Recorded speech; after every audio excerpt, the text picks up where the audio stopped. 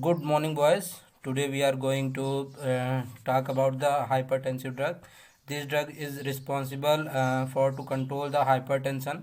अब पहले मैं आप लोग को बता दूं हाइपरटेंशन क्या होता है। हाइपरटेंशन होता है blood pressure. Blood pressure means मतलब अपनी आर्टरी के द्वारा उसकी दीवार पे लगने वाले प्रेशर को हम ब्लड प्रेशर करते हैं। और अगर साइंटिफिक भाषा में अगर हम बोलें कि ब्लड प्रेशर क्या है, तो ब्लड प्रेशर को हम कह सकते हैं कि ब्लड प्रेशर जो है कि हमारा जो है कार्डियक आउटपुट और पेरीफेरल रेजिस्टेंस को अगर हम मल्टीप्लाई कर देते हैं तो हमारा ब्लड प्रेशर आ जाता है। तो अभी पहले हम लोग बात करते हैं व्हाट इज ब्लड प्रेशर। तो यहाँ पे blood pressure is a disease characterized by the abnormally high blood pressure. मतलब जो ब्लड प्रेशर है वो एबनॉर्मल रूप से क्या हो जाएगा, हाई हो जाएगा। तो जैसे कि यहाँ पे हम देखते हैं कि अब कितने टाइप्स के ब्लड प्रेशर होते हैं। तो there are two types of blood pressure. First one is primary blood pressure and second one is secondary blood pressure. तो पहले हम लोग बात करेंगे प्राइमरी ब्लड प्रेशर की। तो जो हमारा जो प्राइमरी ब्लड प्रेशर है वो कैसा होता है, इसेंशियल। इस प्राइमरी ब्लड प्रेशर को हम इसेंशियल बोलते हैं। दूसरा इसका नाम क्या है, आइडियोपैथिक। यानी इसका कोई एग्जैक्ट कारण नहीं पता होता, नहीं means exact cause is not known. यानी जो 90% 80% जो ब्लड प्रेशर है हमारा वो क्या है, हमारा प्राइमरी हाइपरटेंशन के अंतर्गत आता है, जिसका एग्जैक्ट कारण अभी तक हमें पता नहीं है।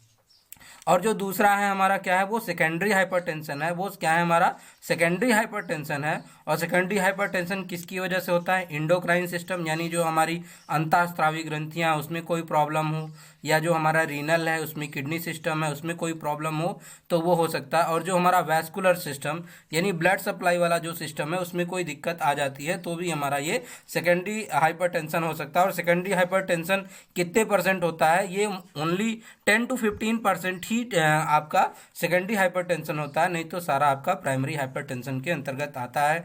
या और जो प्राइमरी हाइपरटेंशन है वो इसेंशियल हाइपरटेंशन भी बोलते हैं। आइडियोपैथिक मीन्स होता है जिसका एग्जैक्ट कोई कारण अभी तक ज्ञात नहीं है। और जो हमारा सेकेंडरी हाइपरटेंशन है ये due to abnormality of the endocrine system, renal failure और वैस्कुलर सिस्टम या ब्लड वेसल में कोई समस्या आ जाए, इसमें कोई डिस्टर्बेंस आ जाए, इन तीनों में तो हमारा सेकेंडरी ब्लड प्रेशर हो जाता है। अब हम बात करते हैं कि जो हमारा इसकी हार्मफुलिटी है वो कितनी है हाइपरटेंशन। तो हम आपको बता दें वेरी हार्मफुल है ये हाइपरटेंशन आपका। तो जो हाइपरटेंशन है ये क्या है कि हमारा वेरी हार्मफुल है। ये आपके सेरिब्रल सिस्टम को नुकसान पहुंचा देता है और कोरोनरी सिस्टम को नुकसान पहुंचा सकता है, किडनी को नुकसान पहुंचा सकता है और आपको रेटिनल टिश्यू को नुकसान पहुंचा सकता है। तो अगर हम ब्लड प्रेशर की डिफिनीशन बताएं कि व्हाट इज ब्लड प्रेशर, तो blood pressure is nothing but the cardiac output means the total output of the blood, यानी जितना ब्लड पंप हो रहा है हृदय से वो। और उसमें पेरीफेरल रेजिस्टेंस मतलब हमारी आर्टरी में जो बैक प्रेशर अप्लाई हो रहा है उसे हम पेरीफेरल रेजिस्टेंस कहते हैं। तो उसमें कितना पेरीफेरल रेजिस्टेंस लग रहा है वो हमारा टोटल मल्टीप्लाई कर देते हैं तो हमारा ब्लड प्रेशर निकल के आ जाता है। यहाँ पे हमने एक फिगर पर दिखाया हुआ है, उस फिगर में हमने आपको दिखाया है कि जब नॉर्मल ब्लड प्रेशर यानी यहाँ पे ब्लड के द्वारा ये आपकी आर्टरी की दीवार है इसके ऊपर जो प्रेशर लग रहा है वो हमारा क्या है, ब्लड प्रेशर है। वो क्या है, हमारा ब्लड प्रेशर है। तो ये ब्लड प्रेशर है और इसमें क्या है, एबनॉर्मल ब्लड प्रेशर हो जा रहा है तो ये हमारी आर्टरी क्या हो जा रही है, पतली हो जा रही है। अब हम देखते हैं इसकी जो मेडिसिन है यहाँ पे। अब हम क्या देखते हैं, इसकी जो मेडिसिन है, मेडिसिन में क्या देखेंगे, ये हमारा क्या है आपका ACE इनहिबिटर। इसे हम क्या बोलते हैं, ACE इनहिबिटर। ACE इनहिबिटर को हम याद करने के लिए अपने सरलता के लिए एक फार्मूला बनाया है जिसका फार्मूला का नाम है कालीरे। क्या नाम है, कालीरे। और इसकी मेडिसिन है कैप्टोप्रिल, लिसिनोप्रिल, रैमीप्रिल और इनालाप्रिल। दूसरा हमारा जो क्लास है वो एंजियोटेंसिन एंटागोनिस्ट है, इसमें एक ही मेडिसिन हमने लिखा है लोसार्टन।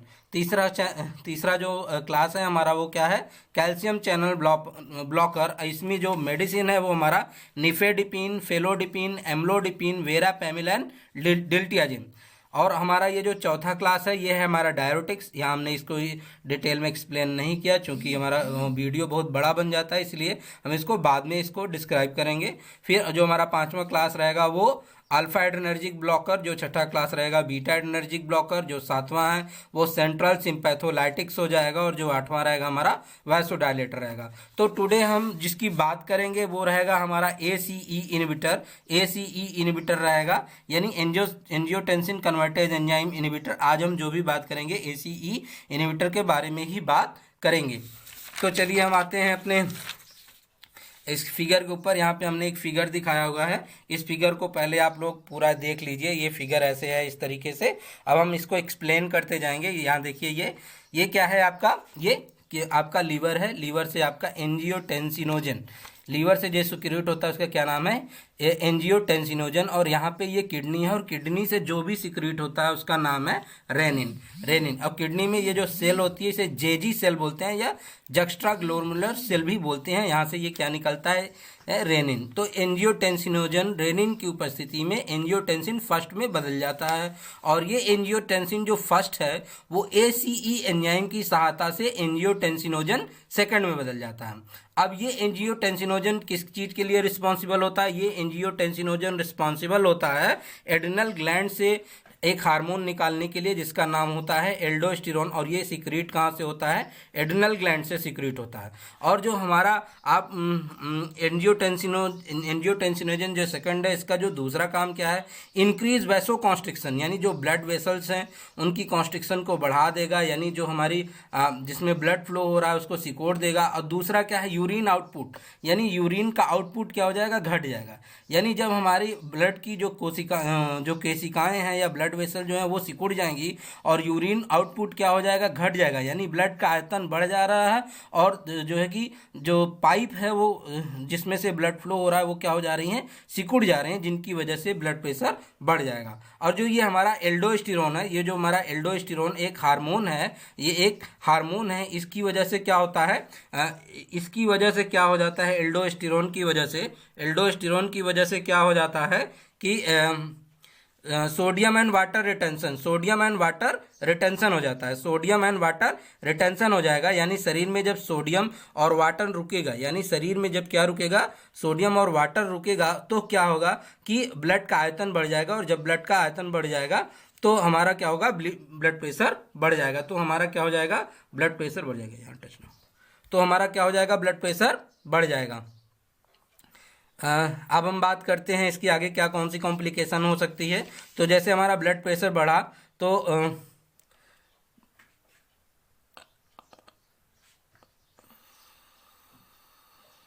ब्लड प्रेशर बढ़ जाएगा। यहाँ पे देखिए आपका कि किस तरीके से ये प्रॉब्लम हो रही है, ऐसे किस तरीके से ये प्रॉब्लम हो रही है। यहाँ पे ये देखिए आप कि यहाँ पे हमने आपको दिखाया कि किस तरीके से ये सोडियम एंड वाटर रिटेंशन होगा, बीपी बढ़ जाएगा, और बीपी बढ़ने की वजह से ये हमारा निगेटिव फीडबैक, ये देखिए हमारा निगेटिव फीडबैक आपके रेनिन के सिक्रीशन को ये कम करेगा, ताकि ये निगेटिव, जैसे हमारा पेट भर जाने के बाद हम लोग खाने के लिए मना कर देते हैं, उसी तरीके से जब इसका ब्लड प्रेशर बढ़ जाता है तो ये रेनिन के सिक्रीशन को क्या कर देता है, घटा देता है। इसीलिए हम इस लाइन को डॉटेड लाइन से दिखाया गया। और दूसरा है कि जब सोडियम एंड वाटर रिटेंशन होगा, सोडियम एंड वाटर रिटेंशन हो जाएगा, उस केस में भी क्या हो जाएगा कि ब्लड का वॉल्यूम बढ़ जाएगा, और जब ब्लड का वॉल्यूम बढ़ जाएगा तब भी यहाँ पे रेनिन के सिक्रीशन को हम घटा देंगे। अब ये तो था कि हमारा ब्लड प्रेशर इस तरीके से बढ़ रहा था। अब हम बात करते हैं कि ACE इनहिबिटर काम कैसे करेगा। तो ACE इनहिबिटर हमारा काम कैसे करता है,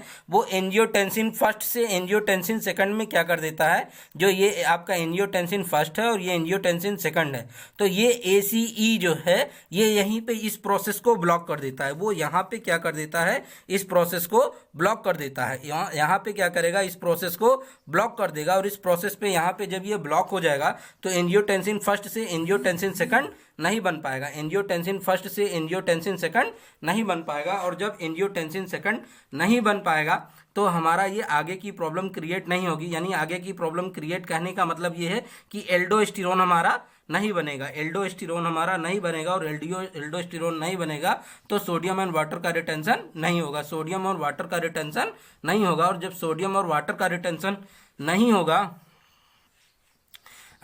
सोडियम एंड वाटर का रिटेंशन नहीं होगा तो हमारा ब्लड का वॉल्यूम नहीं बढ़ेगा, ब्लड का वॉल्यूम नहीं बढ़ेगा तो हमारा ब्लड प्रेशर कंट्रोल रहेगा। तो ये हमारी जो ACE इनहिबिटर है, हमने इसको यहाँ पे वही फार्मूला लगाया है, काली रे, कैप्टोप्रिल, लिसिनोप्रिल, इनालाप्रिल और रेमिप्रिल। अब दूसरा देखिए ACE और क्या काम करता है, ACE इनहिबिट कर देता है किसके ब्रेकडाउन को, ब्रैडिकाइनिन के ब्रेकडाउन को इनहिबिट कर देता है। और ब्रैडिकाइनिन का क्या काम होता है, वैसोडाइलेटर। ब्रैडिकाइनिन का क्या काम होता है, वैसोडाइलेटर, यानी ये जो आपकी ब्लड वेसल्स हैं उनकी जो डायमीटर है, उनके जो डायमीटर को क्या कर देता है, ये बढ़ाता है। उनके जो डायमीटर को क्या कर देगा, जब बढ़ा देगा तो हमारा ब्लड प्रेशर कंट्रोल हो जाएगा।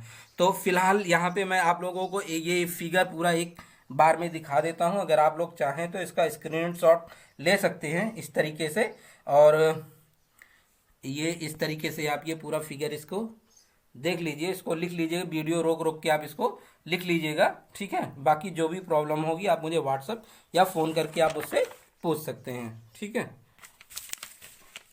Thank you. आप लोग इसको पढ़िए, ये एग्ज़ाम की दृष्टि से बहुत ही इम्पोर्टेंट है और ये फाइनल एग्ज़ाम में आएगा। धन्यवाद।